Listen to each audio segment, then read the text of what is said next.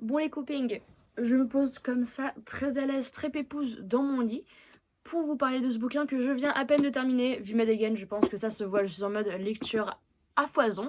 Et donc j'ai lu et terminé Colloque malgré moi de Virginie et Gérard, sorti aux éditions Ito, que j'ai appris cette semaine est une branche de BMR, qui est donc la version poche des livres de BMR. Voilà, je l'ai appris cette semaine, je suis contente de partager cette information et j'espère qu'il en est même pour vous de savoir ça. En bref, j'ai commencé ce livre la semaine dernière parce que, étant donné que je travaille dans le groupe Hachette, on a reçu des bouquins gratuits, il en faisait partie. Je me dis, pourquoi pas, j'ai envie d'une romance, j'ai envie d'un truc pas prise de tête, mais je crois que là, on s'est un peu foutu de ma gueule et je crois que je me suis vraiment pas pris la tête. Mais genre vraiment pas. Je commence vraiment super mal les vidéos, je suis navrée. En fait, j'ai envie d'être complètement nature et honnête avec vous. Et je ferai un petit mot pour l'auteur à la fin parce que, voilà, faut quand même rester doux dans la vie. Qu'est-ce qu'on apprend dans Colloque malgré moi? Quelle est l'histoire de ce bouquin? Dans cette histoire, on va suivre une jeune femme qui s'appelle Lilou, elle a 18 ans et elle a dû déménager de sa ville natale pour aller cohabiter avec son frère qui a 50 plus qu'elle, il a 23 ans et elle va devoir vivre en colocation avec lui et le meilleur ami de son frère. C'est une colocation forcée qu'elle ne désirait pas et ça c'est réciproque des deux côtés. Le frère s'en fout, mais le meilleur ami par contre, il l'a un peu au travers de la gorge. Parce que pour rejoindre cette colocation, ils ont dû quitter leur fraternité dans laquelle ils étaient depuis plusieurs années et où ils vivaient très très bien. Et pareil de son côté pour elle, elle a dû quitter du coup sa ville natale pour des raisons qu'on apprend plus tard dans l'histoire. Et elle n'est pas très contente d'être là parce qu'à l'origine, c'est pas cette université-là qu'elle voulait intégrer. Mais bref, passons. Comme je vous l'ai dit, c'est une romance donc, vous le devinez bien, il y a une romance entre elle et le meilleur ami du frère. Voilà, c'était complètement prévisible. Le résumé en lui-même, eh bien, il me tentait bien. Je me suis dit, c'est une trope colocation forcée. Ça, c'est plutôt sympathique. C'est un peu dans le même style que le one bed trope. Sauf que là, on a un peu plus d'espace et il y a plus de diversité et ça peut s'étendre davantage sur l'histoire. Donc c'est plutôt cool. Moi, j'aimais bien l'idée, j'aimais bien le concept.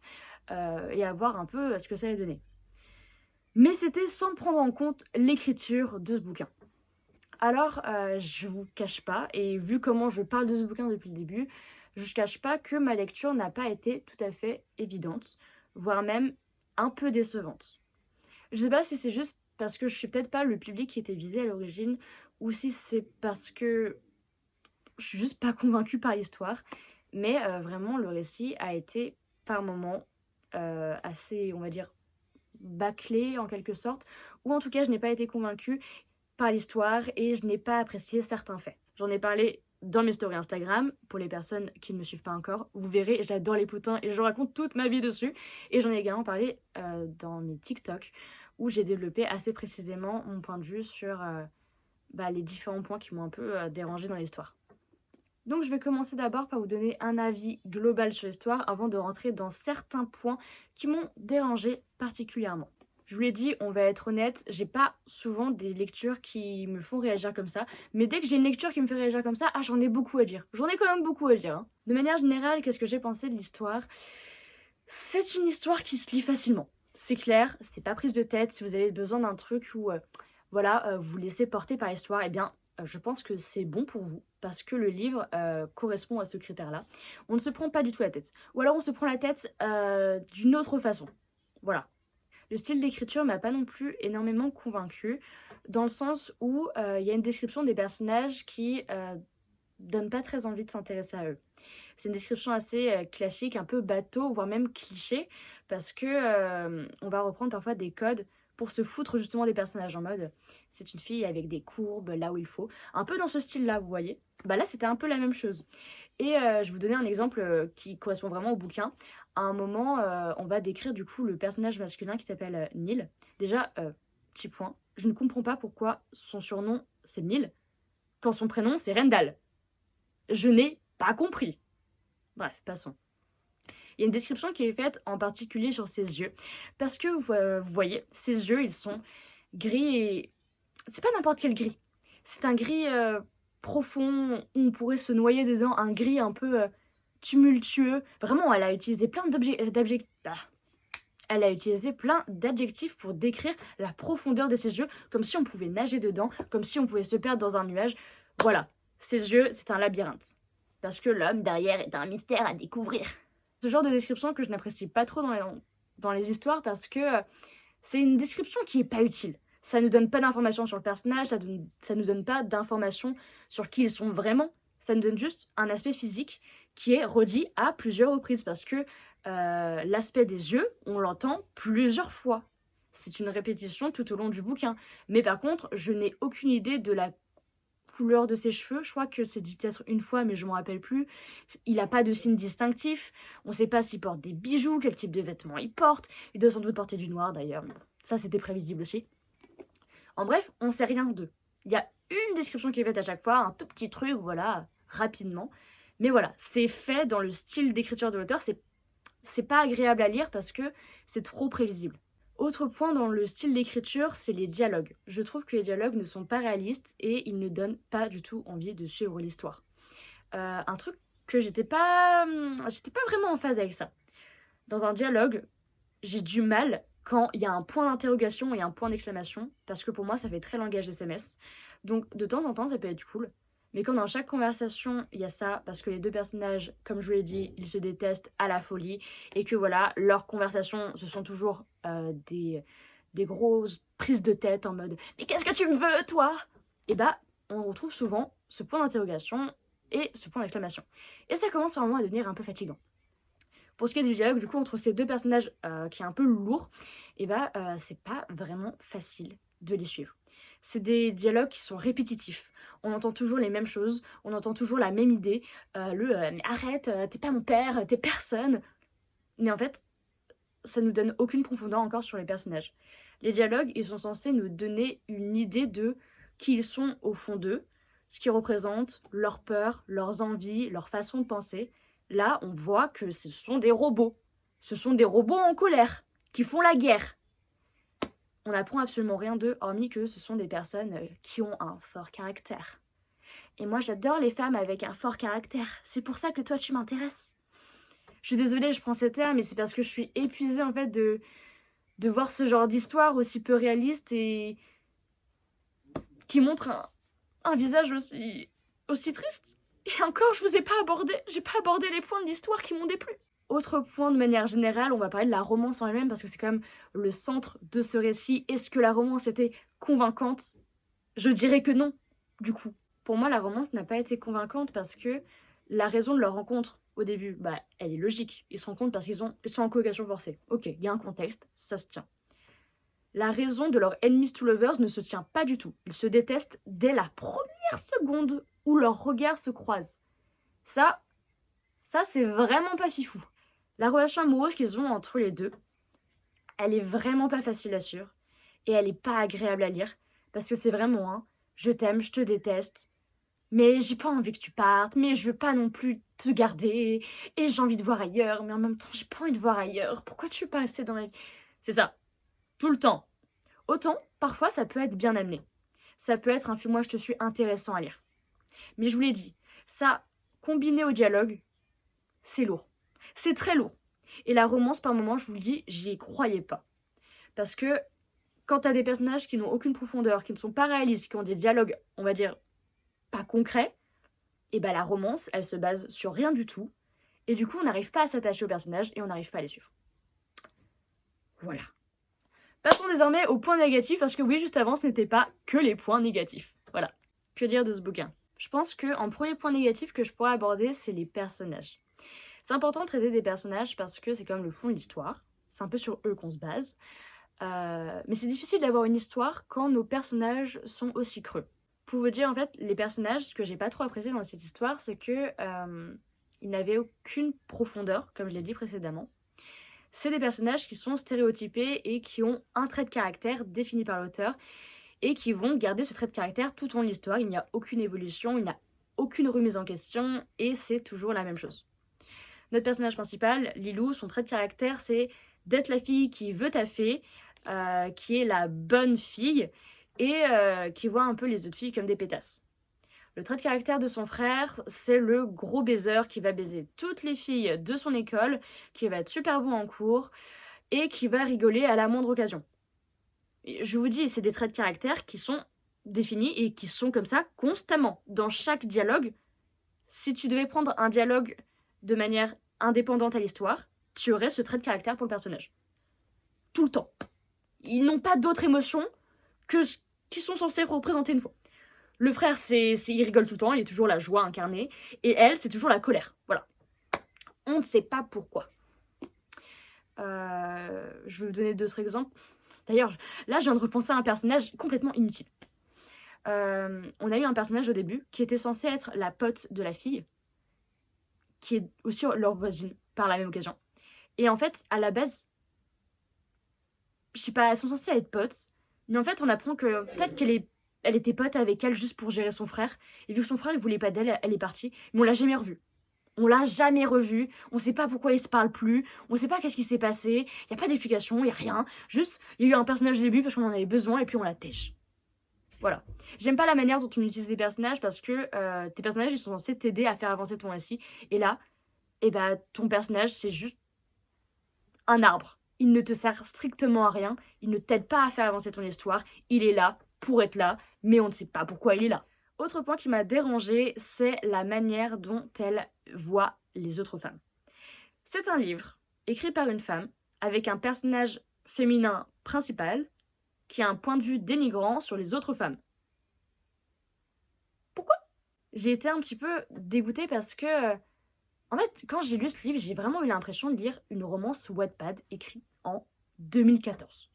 Parce que, dans cette histoire, on suit quand même une fille qui se décrit comme « I'm not like other girls ». Je suis différente de tout le monde. Je suis une fille qui ne me maquille pas trop. Maquille, oui, mais pas trop. Qui porte des vêtements aguicheurs, mais pas trop. Qui aime bien draguer un peu, mais pas trop. Et qui est très tempérée. Je suis... Mais elle a son caractère. Elle a son caractère. Et oui, on aime les femmes qui ont du caractère, évidemment. Elle a son petit caractère parce qu'elle aime bien tenir tête aux autres. Mais du coup, elle n'est pas comme les autres aussi. Et autant le personnage en lui-même, il pouvait être comme ça si tu veux, ok.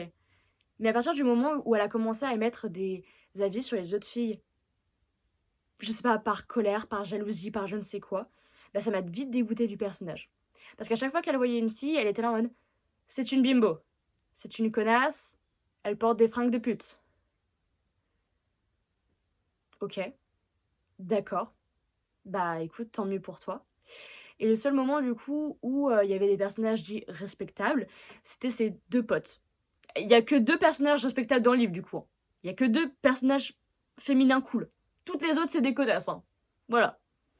Donc un peu dégoûtée d'avoir cette vision des femmes dans ce livre, parce que franchement ça dégoûte un petit peu de se dire que on suit un personnage féminin avec aussi peu de valeur. Voilà. Autre point qui m'a un petit peu dérangée, mais ça c'est un peu à revoir, je sais pas trop comment me positionner là-dessus, c'est le fétichisme des asiatiques. Je sais pas d'où ça sort. Mais en fait, notre personnage, elle va rencontrer un gars qui va devenir son ami, et lui, son truc, c'est les asiatiques. Mais il le dit, hein, son truc, c'est les asiatiques. C'est vraiment les filles asiatiques. Et il va essayer de gérer une fille. Et en fait, la première fois que j'ai vu ça, j'ai tilté un petit peu, je me dis, c'est bizarre un peu la manière dont il parle des femmes asiatiques. Voilà, enfin, tu peux les trouver jolies et tout, mais il y a un côté où c'était un peu elle, celle-ci. Je me dis, bon, ok. Mais la deuxième fois que c'est arrivé, j'ai trouvé ça vraiment très très louche quand même. Parce que notre personnage, il s'intéresse tout d'abord à une fille au début qui est asiatique. On ne sait pas d'où elle vient. Elle est asiatique, c'est tout.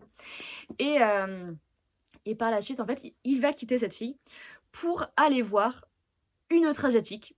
Juste parce qu'elle est belle.